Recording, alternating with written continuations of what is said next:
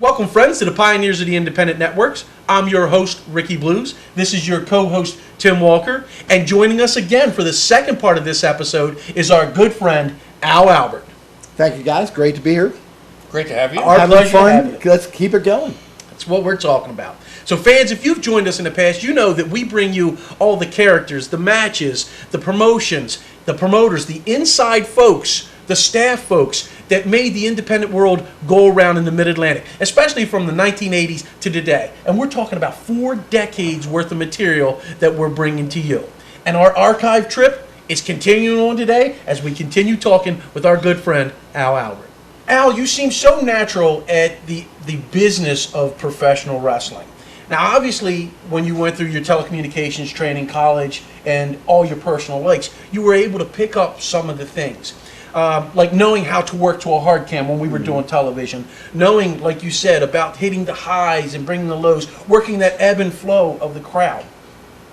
If you can compare to what you learned going through the academic portion of it in school to what you actually put into practice as a professional, how would you be able to do that? Explain a little bit about that.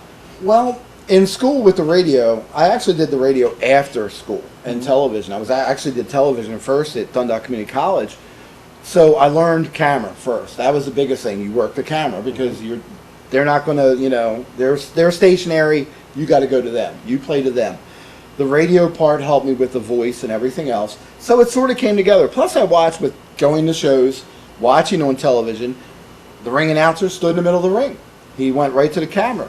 Going to the live events, the ring announcer stood, went to the hard side, looked at the hard side. Mm-hmm. So I learned, that's what you do. So by almost like osmosis. Yes. Obviously through your education and then by putting into practice what you see. Mm-hmm. Okay. And in the early days, I'll tell you, with MEWF, we didn't even have cameras back then. Right. That was a little strange because you're starting out, you're just like trying because you have 4 sides. You want to play to all the people. You don't want to feel like you're neglecting the people in the back, but that's the hard part with cameras because you feel bad because there are people behind you. Right. And you want to turn around, but your job is to face the camera when you're taping and recording and doing television. You got to face the camera. So it's kind of tough. It's not unnerving, but I feel sorry for the people because you got to turn your back on them. So what I try to do when between matches is, like, before I know I got to face the camera, I try to talk to them. Ask them how they're doing. Make them feel like they're part of the show. Engage them to bring them along with the show. Yes, because you don't want them to feel left out because everybody is facing hard side. Even when the wrestlers come out to do promos, they're facing hard side. So they're not getting the good view. They may have good seats, but they're still got everybody's back to them.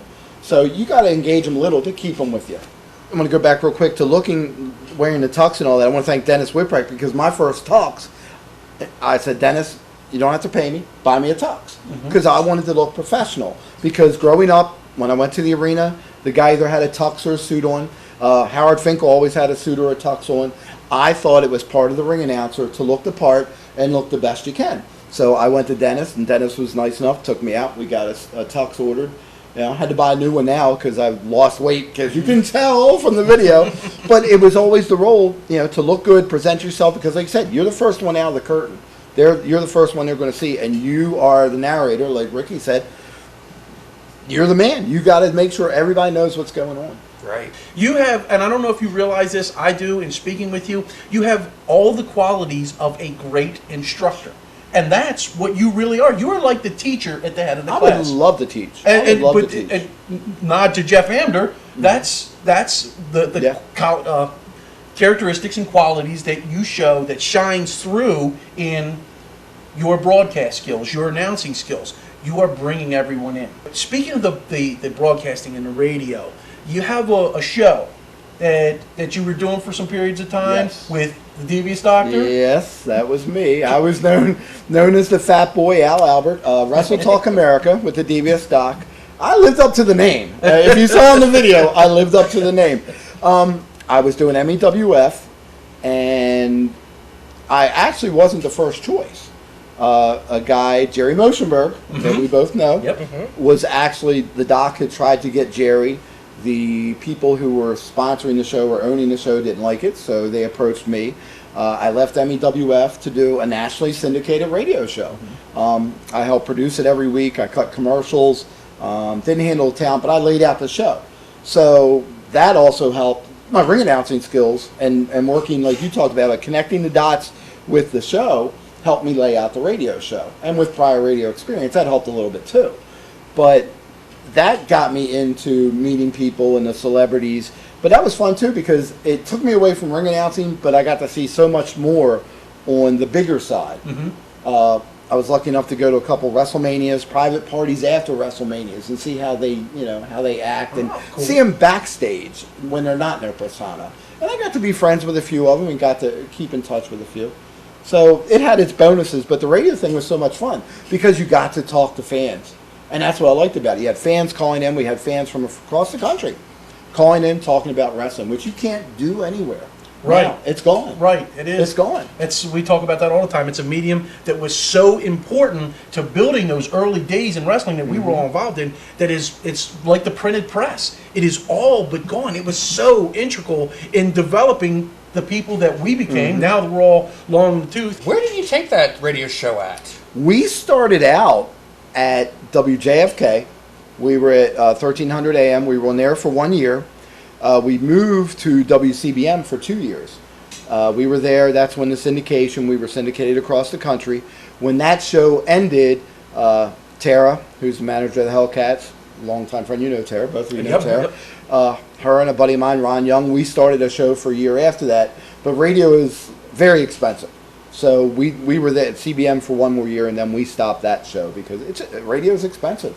And now it's like it's almost an afterthought because you have podcasts, webcams, everything. And internet television. Yeah. So people, Sirius took over radio, and you can just listen to what you want now. Right. So I'm surprised there's still radio stations around because it is expensive. Airtime is really expensive, and when you're a small show where you have no salesman and you got to come up with, say, $300 a week for airtime, it doesn't last long. Right. But it's fun. How many stations were you syndicated on? I remember I was driving home someplace real late at night, and I just happened to be playing with the AM dial, trying to listen to something interesting. And I remember picking it up somewhere in New England. Yeah, probably WEEI in Boston. We were syndicated, I want to say, 120 stations at one time. Now, whether they carried it, because like for WEEI, it was also the home of the Red Sox. So if there was a baseball game on, you weren't on. You got supplanted. Yeah. Red Sox were a little bit over wrestling. We were on in Detroit, some of the big stations. We were in Detroit, Memphis. We went down to Memphis back in the days of the Headbangers. We went to Memphis when big shows showed up in WWE at the Pyramid in Memphis. We were there. We did our show from a station down there. They brought us down. Really nice. So we had a lot of stations, but whether we were really on or not, we really didn't know. But we did have callers from Detroit and North Carolina and all over the place. So that was pretty cool, getting to talk to fans around the country about wrestling. And the funny part about the show is we would have WWE stars, WCW stars call in. We had connections. It was funny that all of a sudden, if you remember, WWE put out a radio show hyping pay-per-views on like a Saturday night before big pay-per-views. Where did they get that idea from? Well, they stole a lot of ideas from us. And it didn't last long. You notice it didn't last long. But we were doing so much work with them, and we did a live radio show from WrestleMania out in Anaheim. We did a live show the night before WrestleMania in Philadelphia. We did a live show in Memphis before the pay-per-view there. We did a live show in Vegas, actually on the Vegas station out there, and before Halloween Havoc, where Hogan came out and laid down, where they said, go ahead and pin me. We did live shows out there. So they knew it was popular, so they tried to jump on that. But see, the problem with their show was they sort of limited their callers. It wasn't, you couldn't... The open forum that you had. It wasn't an open forum. It was, okay, here's your question. If it's a good question, we'll let you on the air. If it's a bad question, sorry, you're going to get deleted. And dumped real quick. Dumbing down the press to keep the masses confused. Right. They're selling their product, and that's it. Right. Controlling the product. And there was other radio shows out. I think Rob Feinstein had a show. Right before the R.I.P. video stuff. Meltzer had a Today. show today. Yeah. Yep. So it's out there, and it can be out there. I'd like to see it start up somehow again, because how many wrestling fans are there in the world? Right, One, exactly. You know, and it'd be a great. You have the internet now, but you can even do it on the internet. But have a call-in show where everybody can call in, put the stars on, let the fans talk to them. I think that's the one thing that's really missing in wrestling right now and that's why I love the indie business, access to the stars. Right, in the indies, the same stars that are in the bigs, in the indies, they're walking 3 feet in front of you, and you're not. There's even though there's a barrier there, it's still it's touchable. Well, I It mean, makes it- even like when we bring in the stars for autograph sessions and all that, you can't go to a WWE show Right. unless it's WrestleMania and you're going to the Fan Fest. You don't get to meet the guys Right, the unless you access. hang out somewhere and hope to get an autograph or a picture. So if you go to an independent, and I tell you what, whoever's watching this, what state you're in, there's an independent somewhere. right. Go to a show, support the independent wrestlers, because that's where they start, and you can get to know the guys. And it's the lifeblood And of the girls. business. Yes. You're developing the young talent to move along. It's not as well developed as it was when we broke in and started, but there's still some out there if it's done properly. There's still a market for it Oh, yeah. if it's done properly. Properly is the key word. There are Right. some that shouldn't be running, and there are some that are extraordinary. And there are a lot across the country that are extraordinary. And that's the ones you want to find, because Right. then you will enjoy yourself. It won't ruin it. If you go to a small town, little thing, and it's 20 people and the show's horrible, it's going to ruin you. Right. It's going to say, oh, I don't want to go because this was horrible. Try to find some of the best ones and go to those. That's right.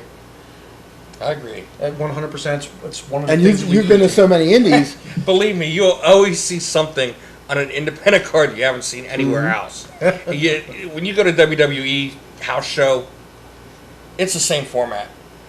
From year to year, you'll see the same type of show, the same build, but an independent card, it's no holds barred. You don't know what you're going to get Yep. when you go there. That's Yep. one thing I found out. Right. And those surprises are the best thing. You're like, whoa, blew me away. We did a show a couple months ago. Buff Bagwell was there and nobody knew it. Buff Daddy come out, whole place popped. Little surprises like that make the night. Say, wow, they did that, I'm going back. It gives the fans something to really hold on to. Something that's done, again, the key word, properly, professionally, and with real meaning to it. It does. It's some of the most talented wrestlers I've ever seen on independent shows. Even the referees. I mean, the referees. There's one, D. Edwards, that's now in WWE. He was in the Indies. Still with MCW, us, yeah. MEWF, I think it was MEWF too. He's in the big time now. There's wrestlers that have made it. Joey Mercury was back. We remember when he was he looked like a 10-year-old Right. because he was so So young small, exactly. in the MEWF, and now look at him. You see Yep. him every week. Yep. Where else are you going to see a Reckless Youth or a Max Thrasher? You could go on and on and on. A Christian York. Unfettered gimmicks where they're allowed to use their creativity. Some are bad. Some are in bad taste. But when you get to the bigs, it is a canned gimmick It's that you're controlled. given. It's extremely controlled. It's under their thumb, and they have the rights to it.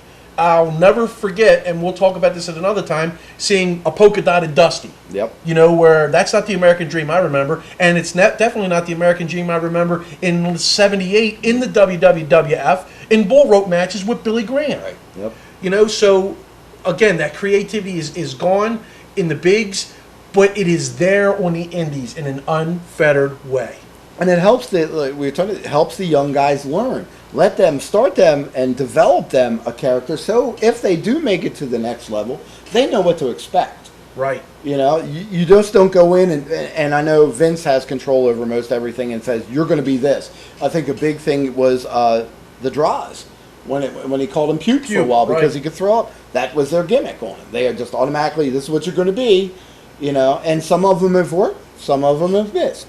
But if you learn to develop a character early in your career, that will help you later on. One of the things that I'd like to also give you a nod to that some of our folks don't know is 2011, I was inducted into the MCW Hall of Fame. The very next year, Yes. 2012, you went in with a great class. I had a great class. You had a Uh-huh. great Oh, yeah. class. Oh, yeah. Your class was you, Jimmy Cicero, Yes. and Dave McAllister, who was long overdue. Yes. One of the best personalities, Dave the characters, Wave, I can do it, exactly, and just all around good people belongs in there. Candy. and Candy. Yep. Just saw her recently too. And they were you actually are the last 4 inductees Yes. into the Hall of Fame. Yes. Now I think they put a legendary status for the late Lou Levy, who everybody loved. Right. I believe he got like a memoriam for the Hall And of Fame. he should. Yes. He should. Oh yeah. Because Lou He was deserved actually it. one of our friends. Oh, that's a whole nother show. Yeah, that is. You're not kidding. But I will throw this out, and even though Tim is in a Hall of Fame in New England area, one of the folks that I think are missing from our Hall of Fame, who helped build a lot, because if you go back to those early days, and I talked about this in my book, I talked about a section that was called The Unsung Heroes, and I talked specifically about you, Al Albert, I talked about Jeff Amder, and about Tim Walker, the guys that I thought were the backbone behind the scenes that made everything work. And I would throw my hat in the ring with right now to say that Tim Walker, along with Agent Orange, are 2 people that should be inducted into that Maryland Championship Wrestling Hall of Fame. I have Jeff, strong belief that. And Jeff Amder. And Jeff Amder, Jeff 100%. I have strong beliefs in that, just because of how much was done in those early days to get where we're at today. And that's what this show Pin is all about, remembering those times and eras, those times and that era, because it provided the fans what we have today. Oh yeah, Tim was one of the best photographers at making me look good. Mm-hmm. He took some great pictures because I was not photogenic, and he made me look awesome. But he did a great job. I mean, yeah, the journalistic approach. It was not just the photographs; it was the stories and getting across, like in the PWI 500, and getting across for people in being the introducing features, and so many. So there's so many folks out there, and every wrestler who's watching us that grew up with us and was part of this business is shaking their head. You know, you're absolutely and right. There's a list. We could have a list of who we think deserves to be in, because there are a lot of people that deserve to be in the Hall of Fame, and we could give examples for hours, because why they deserve it, because they do. There are a lot of people that aren't in there, and I hope that they do bring it back. I do too. You know, I think in the spirit of pioneers, guys who blazed that trail, I think that's deserving, and I think MCW today, being now that they've taken over the really Maryland, everything in Maryland goes through them, they have the ability to do that. So I think that they should. I'm very grateful for what they did for me. I know you are. I was so honored. I was like, I'll never be in a Hall of Fame. And well, I am in the Bowling Hall of Fame because I shot 300, but it's only a little label down here. But to get in that meant so much to me. It showed respect to me that I did something really cool. That you earned and they respected that, and that was a great night for me. I really loved that.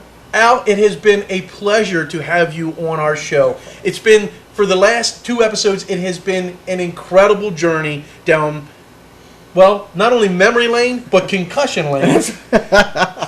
and for me, sitting and listening, I turned into that fan again, because I love to hear the stories about the people who were involved in the business in a different aspect than I was. Oh, yeah. And I think our fans really appreciate you bringing them along for this journey. On behalf of the pioneers of the independent network, I'm your host, Ricky Blues. This is your co-host, Tim Walker, and we're thanking you, and especially thanking you, Al Thank you Albert, guys for having me. for everything that you've done in presenting to our fans. Thank you so much, sir. Pleasure. Anytime. Thanks for being here. Anytime. And we're wishing you, our fans, our best, and returning next week as we present to you just one more pioneer from the independents, and we're hoping that you take that proverbial stroll down concussion lane with us. Thanks again.